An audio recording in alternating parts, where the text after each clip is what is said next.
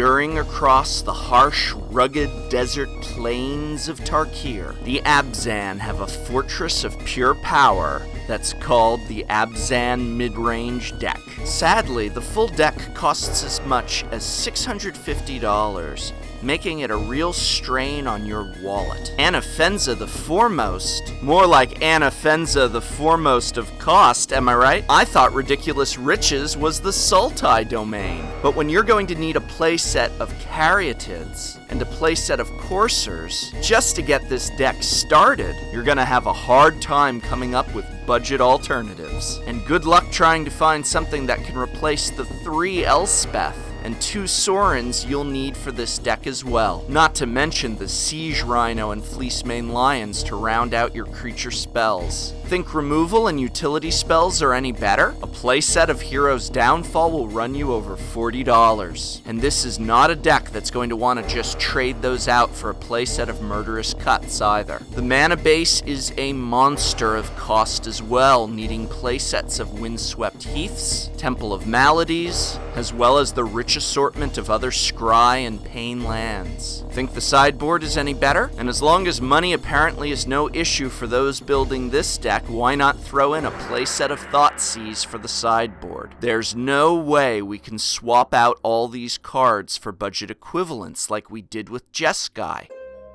In order to play Abzan for $100, we're gonna have to bring back a budget build with Abzan Reanimator. Abzan Reanimator uses early game ramp and spells like Commune with the Gods and Nyxweaver to dump powerful but much more financially affordable creatures into your graveyard, and then reanimate them onto the battlefield. Best of all, the budget version is almost entirely the same as the full version, with the most noticeable budget cuts being in the mana base. While it may not win you a Pro Tour, it's a fun little deck that can be a real surprise for your opponents at Friday Night Magic. So let's take a look. Early game ramp is important. Some of our creatures later on are ones we might want to try and hard cast ourselves. So not only is a playset of Llanowar Elves a must, but I'm going to also want a playset of Rattleclaw Mystics. Since red and blue aren't our colors, we're going to essentially use this as a slightly more expensive Llanowar. This happens to be our first budget substitution, because ideally, we'd want a playset of Sylvan Caryatids. But Caryatids are upwards of $15 to $16 each, and Rattleclaws are only $5 to $6. If you've already got a few, swap them in, as they are obviously superior. And if you end up loving this deck, then that's the first area you might want to look to upgrade. Satyr Wayfinder is the first of our graveyard dumping spells, and it lets us get much needed lands in the process. Commune with the Gods is our star, letting us grab a creature or enchantment and place it in our hand. Nyxweaver has us self-mill 2 cards per upkeep. It provides blocking with reach and can even be sacrificed to bring anything from our graveyard back into our hand. Alright, so what are our reanimation spells? Whip of Erebos gives us a one-shot reanimation, and the added lifelink can be vital in a tough matchup. Also, don't forget that it's an enchantment. We can grab it with Commune with the Gods if we need to. Endless Obedience might be 6, but with Convoke it makes every creature, even something like our Nyxweaver, into a mana producer for it. We might be able to ramp up to cast this as early as turn 4. So what do we want to reanimate with these cards?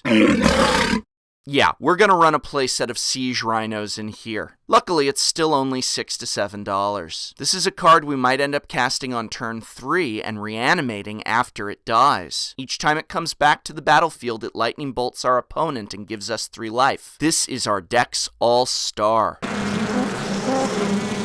Hornet Queen brings 4 1/1 flying Death Touchers with her. Even if we bring her back with the whip, these stay after she is exiled. Having so many 1/1 flying Death Touchers can shut down an opponent's ability to attack with creatures. As an added bonus, we can use them for mana when convoking a spell like Endless Obedience. Resolute Archangel is the last thing your opponent wants to see late game. Even when brought back with a whip, you go all the way back to 20 life. If you're not a fan of the Archangel, this slot is absolutely open to other favorites you might want to bring in instead. What might you swap Resolute Archangel out for? For example, when I feel like being silly, I put in a couple Stormtide Leviathans. Those are hilarious to whip back into play and swing for as an unblockable at 8 damage and with life link. But that's just me. What about you? Finally, one Ashen Rider, affordably priced at just $2, is a lot of bad news for your opponent. You're not likely going to cast this from your hand, but if you get it reanimated with Endless Obedience, you'll get an exile when it hits the battlefield and another exile when it dies. That exile is of any permanent, planeswalkers, land, whatever you like. Even if you whip it back into play just for a turn, you still get one exile from it. We've also got 2 alternative late-game win conditions. The first is another reanimator strategy with See the Unwritten. We're looking to have a couple nasties in the graveyard and one on the battlefield to trigger the Ferocious. Imagine casting a Rhino one turn from your hand, then casting this spell the next to bring another Rhino and, I don't know, an Ashen Rider into play? What does GG stand for again? Or, as an all-purpose emergency button, you can empty the pits. We're likely going to have an overwhelmingly large graveyard very fast and with a lot less board wipe than when Ravnica was around. That army of zombies is likely going to turn the tide in your favor. For removal, a couple Murderous Cuts, as well as a couple Banishing Lights. Before I talk about our budget approach to the mana base, I want to highlight a must-have that gets overlooked. Urborg, the Tomb of Yawgmoth. We only really need to run one, but if we put it into play, it makes every other land into a black mana producer in addition to its other types. At $5, make sure your deck runs one. While not quite as bad as the Abzan midrange, we'd still ideally like a small assortment of fetches, pains, and temples. But as with Jeskai, the temples can be swapped out for things like Blossoming Sands and Jungle Hollows. Not ideal, but it's budget, and any fetches or pains in our colors that you already have should absolutely be swapped in, even if you lack the full requirements. Hopefully, with spells like Commune with the Gods, we can make do with a budget mana build. So there you have it. While Abzan midrange might be a star on the pro circuit, $100 to play a fun and competitive deck like Abzan Reanimator is a great budget alternative. Deck lists to both the budget and full versions can be found in the description. But maybe you've got your sights set on a different clan. Well, stay tuned, because all this week I'll be covering the remaining clans. I hope these videos are helping you play Standard without breaking your bank account.